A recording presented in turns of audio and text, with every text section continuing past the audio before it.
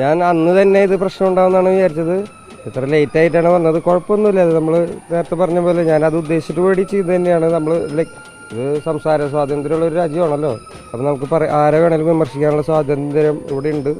അപ്പോൾ ആ ഒരു വിശ്വാസത്തിലാണ് ഞാൻ ചെയ്തിരിക്കുന്നത്. കുഴപ്പമൊന്നുമില്ല അതിൽ. കുറച്ച് കാലത്തേക്ക് ഉണ്ടാവുള്ള മാഷ കഴിഞ്ഞാൽ അവർക്ക് മടുക്കുമ്പോൾ അവർ പൊക്കോളൂ. നമ്മളെന്തായാലും ഈ ജോലി നിർത്താൻ പോകുന്നില്ല. അപ്പോൾ അവർ മടുക്കുമ്പോൾ അവർ പൊക്കോളൂ. കുഴപ്പമില്ല. ഇത് പ്രശ്നമായിട്ട് എടുത്തു കഴിഞ്ഞാൽ ജീവിക്കാൻ പറ്റണ്ടേ? ഇലക്ഷനായിട്ട് ബന്ധപ്പെട്ടുള്ള കാര്യങ്ങളൊക്കെ ഉണ്ടാവും അതിനകത്ത് ഒരു ഉത്തരം പറയാൻ എനിക്കറിയില്ല കറക്റ്റായിട്ട് എന്താണെന്ന്. എന്നെയും ഈ പറയുന്ന ഒരുപാട് രാഷ്ട്രീയ പാർട്ടികളിൽ നിന്ന് തന്നെ വിളിക്കുന്നുണ്ട്. നമുക്ക് പേഴ്സണലി പ്രശ്നങ്ങളൊന്നുമില്ല എന്നൊക്കെ പറഞ്ഞുകൊണ്ട് സൗഹൃദത്തിലാണ് നമ്മൾ തമ്മിലെന്നൊക്കെ പറഞ്ഞിട്ട് എന്നെ വിളിക്കുന്നൊക്കെ ഉണ്ട്. എന്നെ എതിർക്കുന്ന പല രാഷ്ട്രീയ കക്ഷികളും പറയുന്നൊക്കെ ഉണ്ട്. എന്തുണ്ടാവണമെന്ന് വെച്ചാൽ കാണാം. പുറമേയുള്ള പൊളിറ്റിക്സ് ശ്രദ്ധിക്കാറുണ്ടെന്ന് വെച്ചാൽ മനസ്സിലായില്ല.